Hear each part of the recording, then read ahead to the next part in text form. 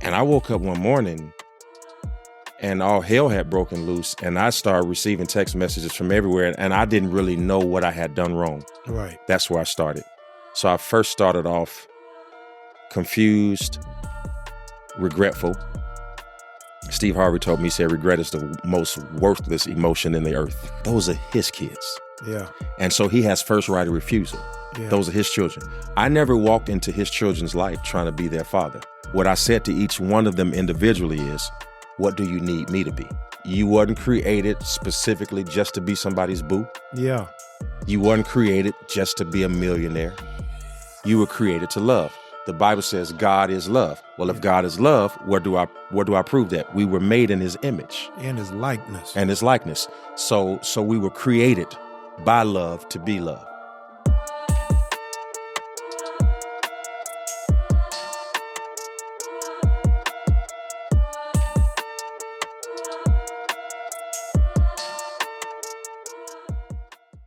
Hey family, welcome to the Jamal Bryant podcast. Let's be clear. Today we are going to the Lone Star State. If you're going to do it big, it's got to come from Texas. All the way from Houston, he's local but global, Pastor Keion Henderson. What's going on, bro? Man, I'm glad to have you. I'm good, man. I'm so glad to be here, man. Yeah, we got a whole lot to talk about, a whole lot of ground to cover, a whole lot of pages to read. Yeah.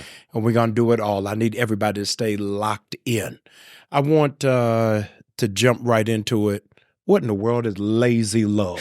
I've been looking forward to you asking me that question because I keep getting asked that question. Do you know that I thought when I made that title, it was so clear? I didn't realize the amount of questions it would, spark. Right. So Hebrews 10, Hebrews 6, verse 10 through 12. Hebrews 6, verse 10 through 12. God says something about watching our love and our work. Yes. And then the C part of the verse, he says, I would not have you to be lazy. Wow. And that thing hit me, man. Wow. Because when I thought about laziness, it was always about work. Man don't work, he don't eat. Yeah. But I never thought about love being lazy. So I looked up lazy and the word sloth was adjacent. Looked up the word sloth, obviously the animal comes up. Right. Sloth moves slow. Everybody know that. It moves slow. I thought it was just a slow animal. Didn't realize that in the wild, the leaf that the sloth eats is the equivalent of a person smoking marijuana. So the leaf that they eat makes them high. So they ain't slow. They under the influence of something. Good grief. Okay. And so what I thought was maybe that's why we show up lethargic and lazy in love, because we're under the influence of something that makes us show up that way. So I start digging. Yeah. And I know we'll get there, but that's where the substratum of the book came from, the title. And then the subtitle, though, is more important than the title. It's lazy love, but it's recognizing and reversing the 4 threats to any successful relationship.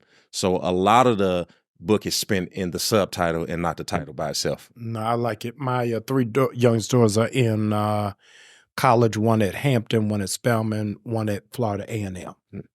Florida A&M, Keion, it is 16 girls to 1 boy. Wow. Spelman, it is 14 girls to 1 boy for Spelman and Clark. For Hampton, it is 12 girls for every 1 boy. Is lazy love for Black men because there's so many options they don't feel like they need to pursue? Wow, great question. You know what? So lazy love in its essence actually is attached to our love language from how we were raised. They call it attachment styles. Okay. And see, this is big for Black men. I'm going to answer the question because most Black men were raised by their mothers. Right. Right? So what happens? Well, a woman is seeking to be loved. Yeah. Men are too, but for those 12, imagine those 12, 16, 14, they want to be loved. They got an option per capita 12 to 14. Yeah. So everybody's pursuing this rare commodity, right? And so either he has enough love to give to more than one, or somebody's left out. So I'm loved by a single mother who herself was raised by a father who worked at a steel mill, so he was never home. Yeah. So she don't know what not that she doesn't know, but she doesn't have a real solid foundation of what male love feels like in an intimate way. Yes. I provide. That's the way I go. That's how my Yes. granddad was. So yeah, it applies because now we've got 12 out of every 20 or 16 out of every 20 young boys at those 3 schools that you named, loved by women who were hurt by a man at some point in their life. Good grief. So now those women show up in a love way based on how they were loved by the women who were hurt. Yeah. So I don't love based on who I meet today. I love based on how I was raised. So if I was raised secure attachment, then I can handle both chastisement and love. If I was raised anxious attachment, then every time you say something that ruffles my feathers, then I think the relationship is over. No, that's so solid. it depends on how you were raised. So, with those black boys and black women in all of our universities across the world, this is a real good book for us because our feelings are shaped by apartheid and slavery and images online and Jim Crowism. And, our love is shaped by being in a society where we haven't been loved right. Yeah. And so I think in a lot of relationships, interpersonal, business, intimate, we show up with a skew because of what we've been through as a people. What do you think, still dealing with the dynamics of black men, our love is lazy in so much it is harder for us to make new relationships. I'm smiling, black men. Yeah. Black woman will see a woman's shoes at lunch, say, hey, girl, will you get them? By next Tuesday, they're going to lunch. Men are slower to develop those kind of relationships. Is that also lazy, that we are scared to put ourselves out even when it's not in that kind of intimate circle? It could be, but you have to remember, Dr. Bryant, like that boy probably 50% of the time didn't know his father. So when he meets another man or another father figure or another mentor, he's coming into the relationship like, you gonna leave me too? Like if I get close to you, right? Like, can I trust you all the way to the end? Because we got abandonment issues. Yeah. Okay. So I'm trying to protect myself from being abandoned. Yeah. So it would appear that the love isn't lazy. It would appear that I'm being protective. Yeah. But lazy love says, listen, I am going to sit in the seat of my trauma and not do the work to climb out of it. I'm just going to blame you. I'm just going to blame you. I'm going to blame everybody. I'm going to blame them. And that's safe for me because blame gives me cover. Yeah. Blame gives me the ability to not grow and still show up at the table the same way I was last time. And if I keep blaming you, we'll keep looking at the person or the people who you're blaming. The truth is, if you're going to live right, if you're going to get rid of the lazy love, if you're going to climb over it, you got to start with you. Yeah. And that sounds so easy, don't it? Like, it's like easier said than done, but it's the truth no matter how hard it is. No, that's true. And if I'm going to love you, if you're going to be my brother and I figure out how I'm going to deal with you as my brother, I got to know a couple of things. I got to know, number one, this is the son of a prominent man of God. This is the son of a man who he grew up in church his whole life. Right. This is a man who been preaching since he knew how to speak. I got to factor all of that in before I talk to you about anything. That's the work that I have to do to be able to love you properly. Once I find out where you came from, then I can decide if we're supposed to go to the next place together. Yeah. I think when I was growing up, I'm an 80s baby, is we reduced low self-esteem to teenagers and really didn't see it in adults. And one of the obstacles I've witnessed as a pastor is how many people don't feel like they're deserving of love. And so because they're not deserving of love, they'll settle for sex.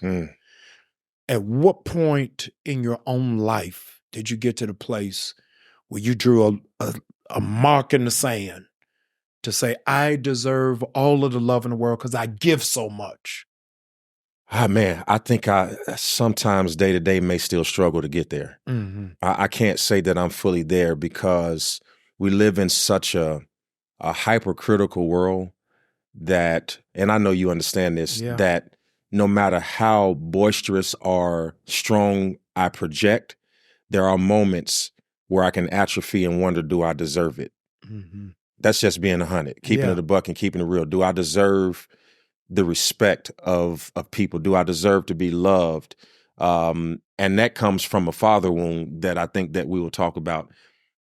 But then on the other hand, I do know that I've given so much that I deserve it, because whatever man sows, that shall he also reap. Yes. Like if I'm giving it out, Right. why should I be avoidant, which is another attachment style, when I'm receiving it? Well, this is what makes the book so palatable, is because here you are talking to a person who studies the Word of God, understands love languages, understands love styles, attachment styles, and still yet has the issue.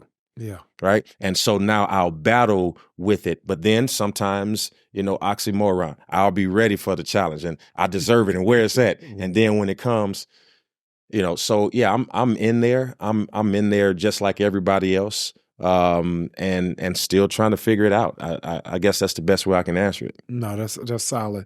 The people in my pastorate, I've had the greatest amount of work to do, were males who were absent of a father, drum roll, but had never, this is a consistent theme, never been on a team. They've never been on a team. Put the single fathers aside. We know that narrative. But if they've never been on a team, they don't know how to work well with others. They'll never move forward for the group to win. They want to be the MVP without passing the ball. Wow. As an athlete, what is it that you have to look for, not just in finding a mate, but a teammate? Man, boy, you. First of all, am I here? You are here.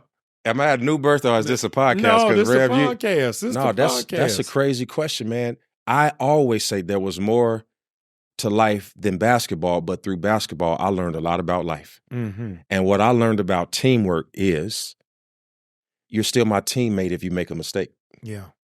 What I learned about teamwork is that if you make the mistake, it's my job to cover your mistake for the good of the team. Yeah. What I learned about teamwork is you're probably going to do the same thing for me. Yeah. So it's the same thing in relationships. Same thing that I've learned in relationships, that I've got to look for somebody who's playing the same game I'm playing. That's the first thing. Yes. Because if I'm with somebody who playing golf and I'm playing basketball, right, I can't be mad at them because there ain't no teamwork in that sport. Right. So we got to make sure we playing the same sport. No. What does love mean to you? Yeah. How do you define it? And what does conflict mean? And how do we solve it? Yeah.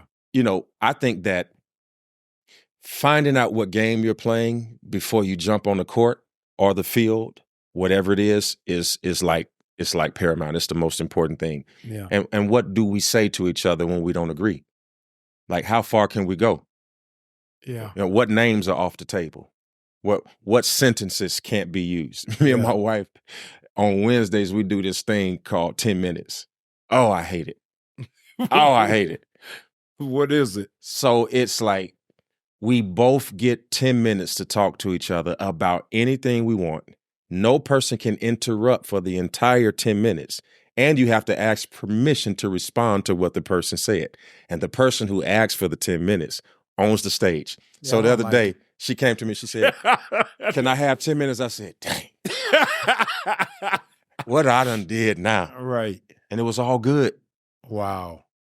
The anxiety of being on a team with a person somewhere in my life that wasn't playing the same game still lives today. Because every man knows when you hear, baby, I got to listen. And it ain't Tevin Campbell. Not that can we talk. Like not at all. One. Yeah, so making sure we playing the right game, making sure that we playing by the same rules, and making sure that we both have equitable outcomes. Because I can't pay a different price of admission than you for the same infraction. No, absolutely. James Woodson, preacher out of Greensboro, North Carolina, said the body of Christ is the only army that leaves its wounded soldiers. And when you talk about being on the same team, you have witnessed it, I've witnessed it. And David said, it's the silence of my friends. How does it impact you to go through moments where we all in it together, but you ain't hearing from nobody else? Y'all see them out here, person? Y'all, nobody got nothing to say. Where's the defensive end? Yeah, and it frustrates me because, and you can attest to this. Yeah, I ain't never silent when none of my friends go through nothing. Listen, I ain't never silent. And if I don't get online and say nothing because I think that's cap, I think that's fake, I call you. You do. If you going through something, hey, bro, you need me, I got you. Yeah. What you need me to do. Yeah. Because my friendships didn't start online, so I ain't got to maintain them online. Right. So I maintain them where they were started. Right. But man, I have been through some stuff. And I'll be honest with you. I'll be like, I can think of the people I didn't hear from. Yeah. And to get to me, I'll be like, okay, but I'm trying my best to give them the benefit of it. Maybe they ain't heard about it.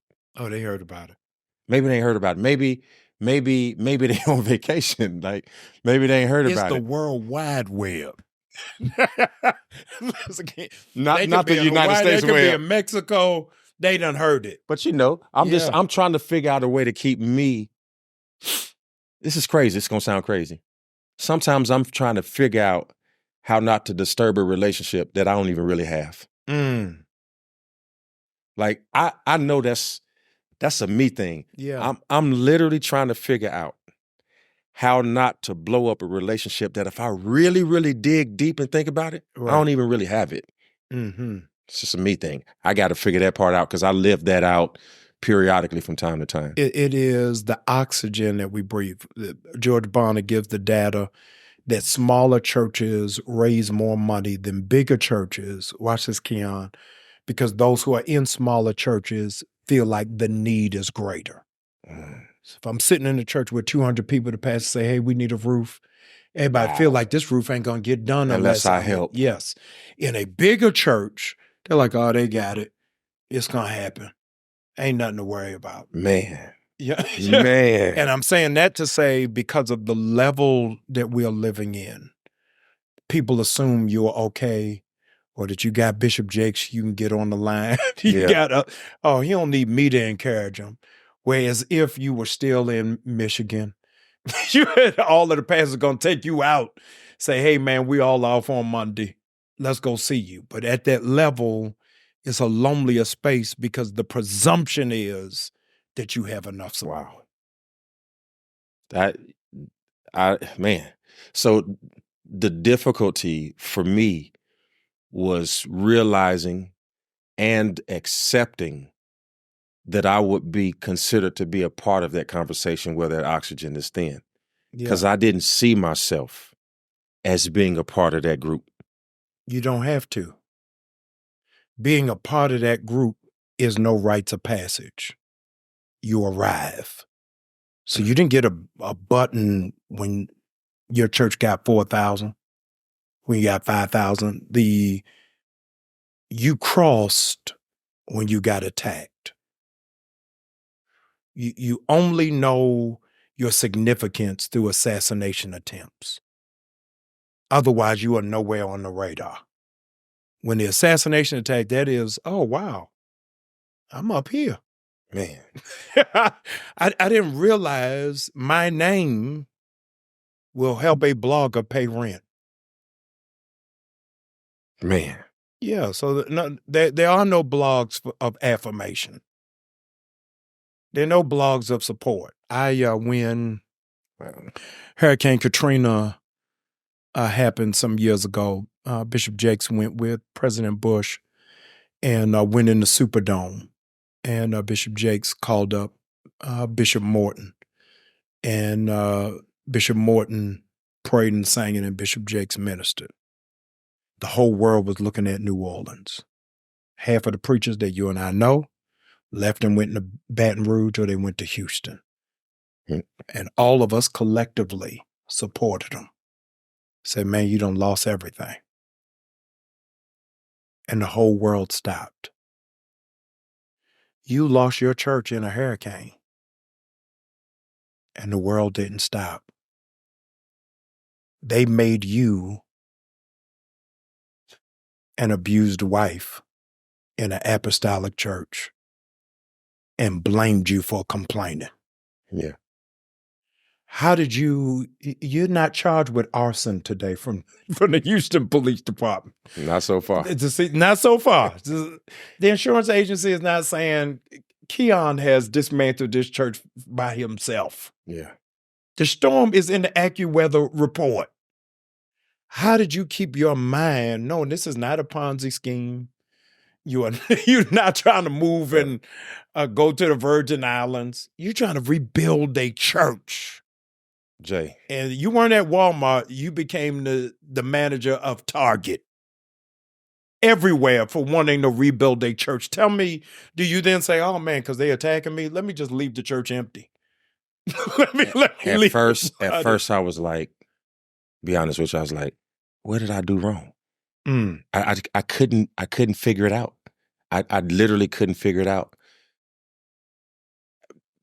Because in March, on our first Fruit Sunday, the ask was the year. We said either $20-25 or $225, and the church responded. It was our big give Sunday. It was the largest give Sunday we had all year. I had been talking to our church about renovating the building anyway. This is a capital campaign that was already in motion. But because our church was displaced and we didn't have a place to meet, I spoke to them through the internet because I didn't have a church to gather them in to tell them. Right. So I posted it to send to them. Right. And I woke up one morning and all hell had broken loose, and I started receiving text messages from everywhere, and I didn't really know what I had done wrong. Right. That's where I started. So I first started off confused, regretful. Steve Harvey told me, he said, regret is the most worthless emotion in the earth. Wow. So I was regretful. Then I started bouncing back like, wait a minute, hold on. I didn't ask for this for me. Right. I did this because I had intel. I knew the shortfall of what the insurance claim would be. By the way, the insurance and adjuster just came to our church Tuesday. No way. So I don't know when this will air. Right. They just came Tuesday. I walk in the church. This is documentable and true. Yeah. I walked in the church Tuesday to look at the gymnasium to see how they were going to set up for our first Sunday back. Yeah. The insurance agent and the adjuster are in the building, let in by facilities. Unbeknownst to me, I don't know they're there. Right. Walk in. I see the guys over there with the pens, say, hey, gentlemen, Keion Henderson. They said, oh, pastor. It said, oh, we just finished talking bad about you. This is what they said. Yeah. I said, don't feel bad. I've been talking about y'all since June. I've been talking bad about y'all since July 8th when the hurricane happened. Right. I've been talking bad about y'all the whole time because we gotta get to the finish line on this. Right. There's no doubt what happened here. Right. The storm did this. Right. And that man looked at me and he said, this Tuesday, he said, we're going to treat you better than you've been talking about us. Wow. So I had to build a case with them to let them know we were not going to deal with unfair treatment. Yeah. That you were not going to find a way to scapegoat this. And anybody who knows anything about insurance, their job is to make the premium high and the payout low. That's the only way you stay in business. I'm here. Okay. Yeah. So we were struggling to figure out what's the shortfall because what they were going to give us wouldn't even get us back what we had. So the shortfall was the ask. Yeah. Hindsight, what I would have done is I would have, number one, been a little more sensitive about the ask in the time we were in because the members were recovering as well. Right. Since we didn't have a large portion of our church members coming and saying that they needed assistance, it didn't compute to me that we had anyone struggling. Right. Number two, I would have cut the cameras off and just talked to our church individually. Mm-hmm. But then I woke up and said, 70% of our members don't attend the building. They're online. And the people online of our church have responded to that plea in a way that I cannot even quantify. Amazing. So here's where I finished off. A naysayer is somebody who's a small person that has something to say about big things. And I refuse to allow my ministry to be marked by the criticism of an unwarranted offense. Yeah. My heart was right. Yeah. It was pure. I just got to deal with the punches that people are throwing. Yeah. And so that guy who was scared and unsure and all that, he gone.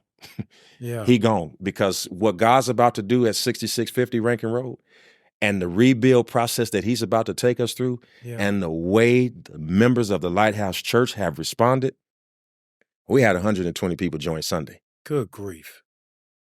So as long as I got them still trusting me, I'm still on the wall like Nehemiah, man. Yeah. And sometimes you got to watch. Yeah. Sometimes you got to fight. Sometimes you got to pray. And I had to do all three in that. My heart was right. No, that's great. My heart was right. And God is going to honor that. We talked about fatherlessness and how that makes decisions and how it informs us, even in love and even in life for both male and female. I was overwhelmed with joy and pride. And again, you're the only man alive to go viral more than me. To see, listen, this is the Olympics right here. Man. To see you and Shaq walk your daughter across the court, it meant a lot in an environment where so many don't have a father. Yeah. To have two present. Walk me through the dynamics of co-parenting. Man, it's so fulfilling for me.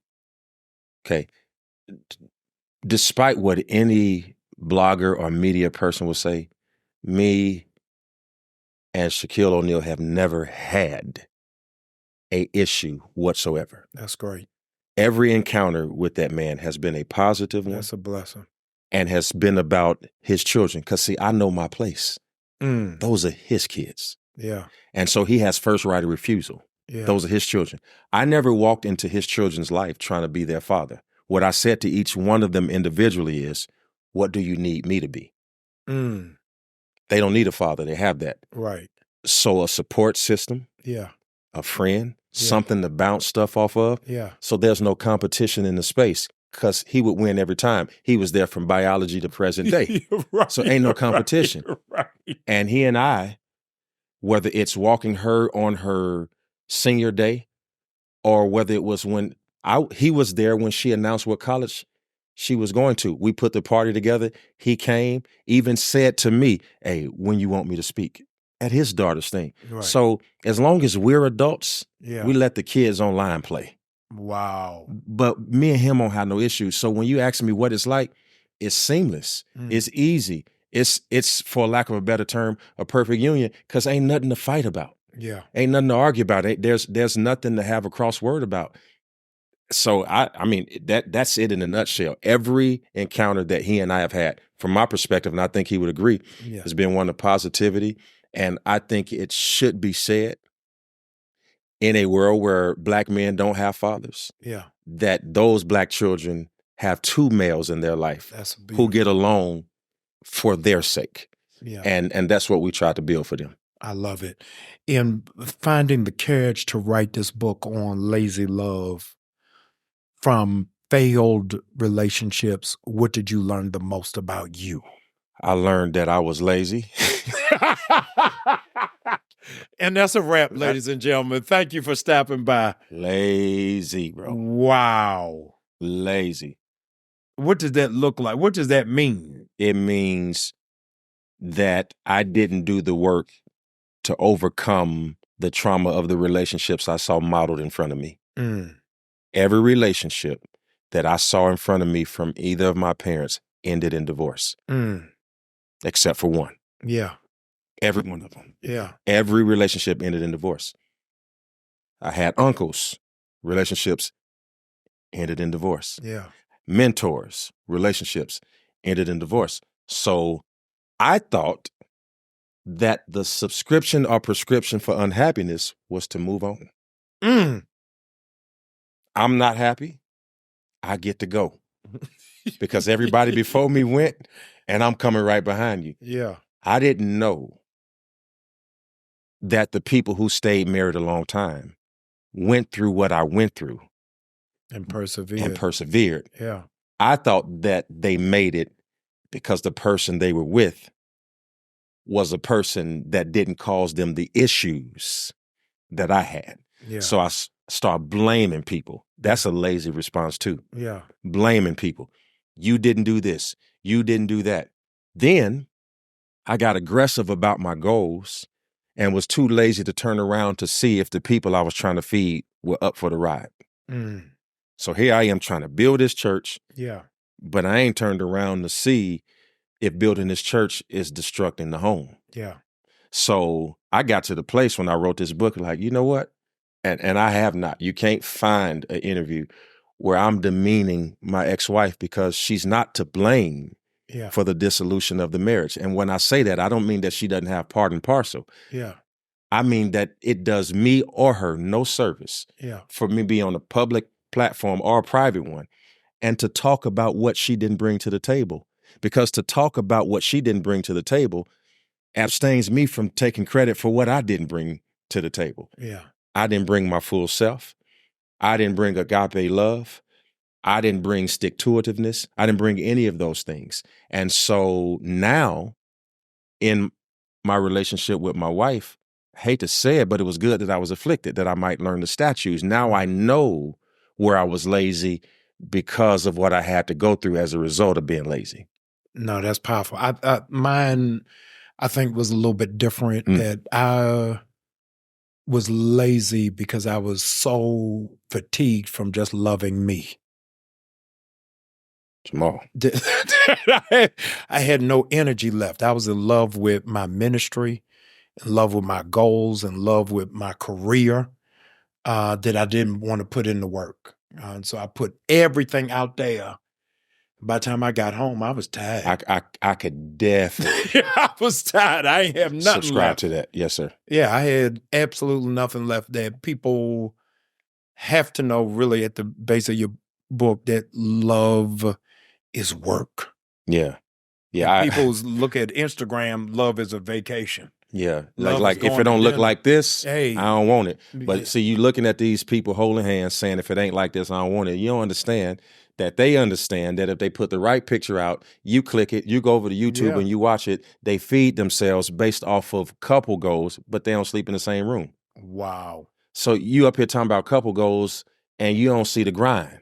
Yeah. You don't know what's really going on. So, I realize it. And what you just said just resonated with me so much. Yeah. Because I was loving the pursuit of achievement.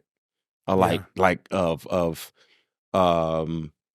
it really is fueled by insecurity because you're really trying to prove that you are something. Yeah. By what you do. And, I didn't do enough work in the beginning to get over it. Yeah. And we stayed married almost 9-10 years. It was hard to go through a divorce after that length of time. Yeah. Where I am in my mind right now, recognizing that there are 4 things that I must always pay attention to. Hold on, y'all write these 4 things down. These 4 things down. What are the 4 things? These are 4 things. Yes. The 4 threats. The lack of respect. The lack of communication. The lack of forgiveness. And confusing sex with intimacy. Woo! Y'all didn't get it. Give them 4 again. Run right. Let a river run through it. Respect. Yes. Forgiveness. Yes. Communication. Confusing sex with intimacy. Mm-hmm. I got a baby by my ex-wife, so it's obvious we were having sex. Yeah. But I bet you that a lot of times it wasn't intimate. And see, for men, the intimacy comes at the end. For women, the intimacy starts in the beginning. Yeah. And so in order for us not to confuse the two, I say in the book, intimacy actually means intimacy. Yeah. Like see into me. Like, who am I? Well, I can't love Shawnee properly if I don't find out how dear Nelson and her daddy raised her. Yeah. My wife's father was all about her. Anything she went through, he was coming in with a cape. Right. So some of our struggles in the beginning is that she would go through something and I would walk in casually. She felt like that wasn't love because I didn't jump over a building in a single bound. Right. Because I didn't, I wasn't stronger than steel and Right. tougher than a bullet, because that's how he showed up. So once I recognized how she was loved, that's powerful.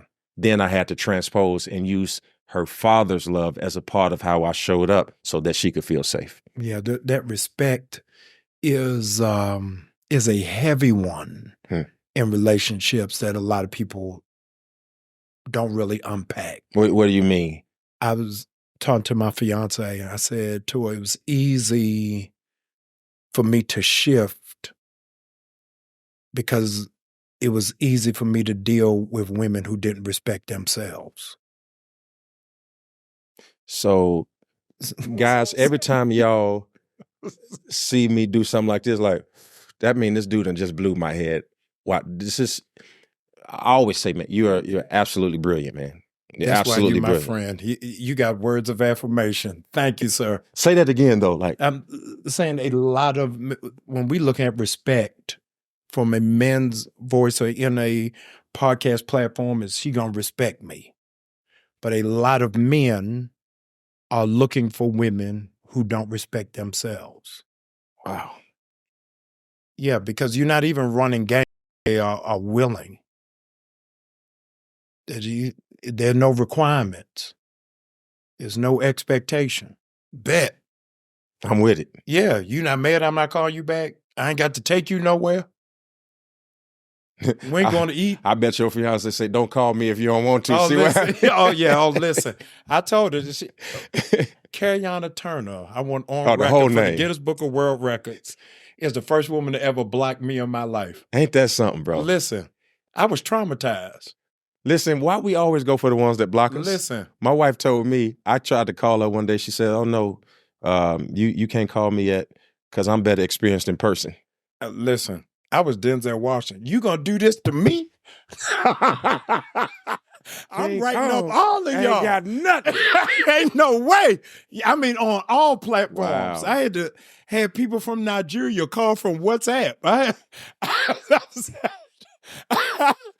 had to find somebody to build me an underground railroad. Say, Wow. oh no, this is gonna require work. But look at that. The opposite, Listen, a lazy love. listen. You worked. You should have me do the 4. You should have did the I 4. should have did the 4. If I had known you was getting blocked, on the I would have audio called book. you. Put me on the audio book. But that respect Wow. is so important. And men have to understand you will not be respected because you are a male. You're only respected after you perform. Wow. Are you worthy to? A woman who respects you will submit to you. She don't respect it, and respect is not connected to how much money you make or what your position or what your title. Respect is there something in you that is admirable? That's good. Yeah, is there something in you that makes me salute? Yeah. And if you're not making me salute, you're going to make me swear. Yes, we want respect. For us, Keion, respect is don't complain. And I've been working all day. I don't want to hear this. I don't want to hear it. Yeah. Yeah, And that's good. it is not a complaint. It took me 50 years to find the difference between a complaint and a concern. That's great, man. Because I saw them as the same thing. Anything you saying of me that requires work, effort, and energy is a complaint. You know, that's amazing you say that because you bring to mind some conversations my wife and I have. And I'll say, well, baby, I didn't know I did anything wrong. And she'll say, I didn't say you did nothing wrong. Because I heard complaint. Yes. When she was voicing concern. Yes. And she said, you didn't, what do you keep getting this right and wrong from? Didn't nobody do nothing wrong? I'm just telling you what I saw. Yeah. And you just said that, just brought together to my memory a conversation we had not too long ago. How hard is it to get, I don't know which number the 4 this is to deal with forgiveness. So here's what I say in Lazy Love about forgiveness. Now, I know y'all might disagree with me. Anytime there's a disclaimer, buckle up. I already know y'all gonna disagree. The word forgiveness. Yes. Can I look at them and talk to them? Yes, talk to them. So the Slide word your chair over. All right. Forgiveness. The word for, it's not F-O-U-R, it's F-O-R, because it's adjacent to where we get forehead. So the forehead comes before anything on my body. It's at the top. Okay. Wow. So in order for me to forgive, I have to be a forgiver before I'm offended. Wow. If I wait until I am offended to try to forgive, that's called trauma and unforgiveness. You can't build a house in a hurricane. You got to build it before. Yeah. And so forgiveness in our days has become a difficult exercise. It's because we walk around offended all day. And the Bible talks about how we take offense, how we're not offended, but we take offense. Yeah. And so we're all offended. So everybody's all wound up, right? But I got to decide now, how many times will you forgive? 70 times 7. So that calculation, that mathematical equation exists prior to I've been offended that many times. Right. So what's one of the rules of this relationship? That we will forgive each other no matter what. That's decided. That's already decided. Yeah. It ain't up for negotiation. Yeah. That's already predetermined. So forgiveness is only difficult when you're trying to build a plane in the air. If we make sure that when we have in our conversations, and I believe that difficult conversations should happen in good times. No, that's great. The worst time to have a serious conversation is when we're both mad. It's like having a contract. Like, I'm a living witness. He's all right. let's talk about this while we're good. Yeah. Let's find out. All right, if the company dissolves, who gets 51%, who gets 49%. Let's do it before we get into arbitration. The contract protects the relationship. Mm-hmm. So if we build the contract prior to building a relationship, then forgiveness can happen before and not in. I think that's one of the best ways. And then I'll say this lastly about forgiveness. My definition, or my working definition for forgiveness, is remembering the incident without being distraught because of the pain. When I can remember what happened and not visit those feelings again and fall completely apart, yes, then that is a sign that I've gotten on the track to forgiveness. That's great. I wanted to ask you, having lived through divorce in a happy marriage, I want you to define to somebody who is engaged en route to be remarried. I want you to define for me what is for better or for worse. So for better or for worse, practically, when you're at your worst, that's when I'm going to be at my best. Right? Because it's going to be both. Yeah. It's going to be both. So what I'm really promising you is, at your worst, I ain't going to go low with you. Yeah, right. In order for the sake of this union, when you're at your worst, I'm going to show up and be my best. I talk about in the book how we have to, and again, this is another one of those things that people may disagree with me on, that we have to abolish this idealism about relationships being 50-50. Because if we're 50-50, what we're promising each other is that we will meet each other in the middle. I don't think that that's a great recipe. I think we should meet each other wherever we are. So if you got 70 today, I'll bring 30. Because tomorrow, I might have to give you my 70 because you may only have 30. Right. There are some days that you and Carrie, you'll have 100, she'll have 0. And if we play games, you're going to be like, well, where my 50? I ain't got it. Right. You're going to have to come all the way. That means you're going to have to come kiss me on the forehead. I got the attitude. I'm the one that misspoke. I'm the one that didn't cook. I'm the one. My Lord.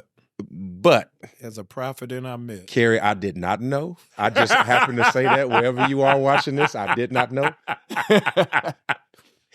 But I have to meet you where you are. Yeah. And not in the middle. That becomes destructive because I come to expect something from you that you don't have today. The agreement is whatever's lacking, I'm bringing the rest. No, I love it. We are living in an era where the average Black person post-high school, the average Black person doesn't read one nonfiction book post-high school. Are you kidding me? So they're reading Zane. They're reading romance books, but they're not reading a nonfiction book. Wow. Yeah. Did not know that. Where do you get all these facts from, man? Listen, I'm a Google Meister, brother. I live on the web. Okay. Why should the people who are watching, who don't ordinarily read, go beyond themselves to get this book? Yeah, because you were created to love. You were not created to work at your job. Can I just go further? Please. You wasn't created specifically just to be somebody's boo. Yeah. You weren't created just to be a millionaire. You were created to love. The Bible says God is love. Well, if God is love, where do I prove that? We were made in his image. And his likeness. And his likeness. So we were created by love to be love. And in the book, I ain't talking about Instagram. I'm talking about agape, storge, eros, and phileo, the 4 Greek terminologies for love. Yeah. 1, agape, that's the love that we have from God to one another. And then we've got phileo, that's brotherly love, where we get Philadelphia from. We got storge, we got eros, where we get our word erotic. We got to get back to the basis of how God said that we should love, because without true love, you will never live a fulfilled life. So you should read this book so that you don't have to read the ones you're reading that are not helping. Yeah. You should read this book so that you don't have to watch, Instagram post every once in a while or something on TikTok just to lift the endorphins so you can feel good about yourself. Yeah. And by the way, while we're always trying to figure out how to love other people, there is room in the world for you to learn how to love yourself. And loving yourself helps you to define who you are and how you show up in relationships, and to know what you are not when somebody calls you what you are not. Yeah. And then you give the gift of you to somebody else. I was preaching a sermon this past week called From Chaos to Clarity. And I talked about how, and you've preached this, I've heard you preach this and kill it. You remember the Bible says that they dropped their nets. Yeah. And for a big catch. And when Jesus came to get on the boat, the Bible says they were cleaning their nets. Yeah. Well, a net is designed to be invisible in water. The only way the fish can see it if it's got debris on it. Right? So now they got to clean out the debris. Because if they don't clean out the debris is going to rot the net. And if they do catch something, the net is going to break because they didn't clean it. It's the same way. I've never preached this, but I'm preaching it next Sunday. On record. On record. On record. I didn't even know that. Yeah, so if you don't clean the net, the mollusk, all of the animals that get on it, they eat away at the debris. So inevitably, while they're eating at the debris, they're eating at the net. Watch this. So now the net that isn't clean finally gets a big catch, but it breaks because it hasn't been cleaned. That's the same way we are. If we sit out our nets for a big catch and we don't get rid of the debris, our love is unreliable. If we do get a big catch, we're going to break. Wow. If we do get a big catch, we're going to divorce. Yeah. If we do get a big catch, we're going to hurt somebody. So you have to do the work of cleaning out the trauma and the debris so that your love can be trusted. Keion, beyond God, beyond your church, beyond your wife, beyond your kids, what do you love? Golf. Listen. I ain't got to wait on it. You ain't got to ask me again. I don't have to pray on it. Golf. Wow. Golf. I don't know what happened to me, but I absolutely love it. I am the absolute Opposite. worst golf player you have ever played in your life. I watch you online say, if he put me out there on that 3-man team, he's going down. You can't be the worst. I just seen some bad ones. Down. You be tearing stuff up. Oh, yeah. I was at one and only. I just golf tournament years ago. And I was cutting that grass so bad. That is hilarious, man. I'm telling you. Cutting that grass is crazy. They came out on a cart and said, sir, come with us. Keion, they took me off. They took me off the field. Say, you don't belong out here. This is for people who actually know. I was so traumatized that I have not gone back. Oh, man, they made you feel bad. I was wounded for my own transgressions. I was bruised by your iniquities. Oh, yeah. I said, oh, no, you're going to have to find me a coach, somebody in Atlanta that can walk me through it. But I haven't gone back since then. That was the summer before I became pastor of Newburgh. So my love of golf made me practice before I played. Because, see, you go out there and try to play. Yeah. It's amazing how with golf, we start with the end result. There's nothing else. Nobody thinks, I ain't never dunked before, but I'm about to go try to dunk right now. Right. Nobody thinks, I've never shot a bow and arrow, but I'm about to put this arrow in the center. Like golf, somehow people think they can just get out there and figure it out. It is a game that humbles the great. It is very difficult. Everything about it is spiritual, like being outside in nature, the disconnect, the reprieve you get from it, the pursuit of a goal that is extremely difficult to achieve. And when you do, the release of energy, not only that you get from yourself, I guarantee you, if you make a good shot, you can be on the golf course with people who don't like you and they're going to cheer for you. No lie. This is no lie. I got a homeboy right now. He was a city councilman and now he's a state rep in Texas. Yeah. And we were playing golf together some years ago in Destin, Florida, a bunch of us. Yeah. And we playing golf and me and him arguing. We going back and forth about something. I don't even know what we fighting about. And I said to him, say something else. He said, say something else. I hit you in your head. We going all of that. Right. He's like, all right, after I hit this ball, we going to deal with it.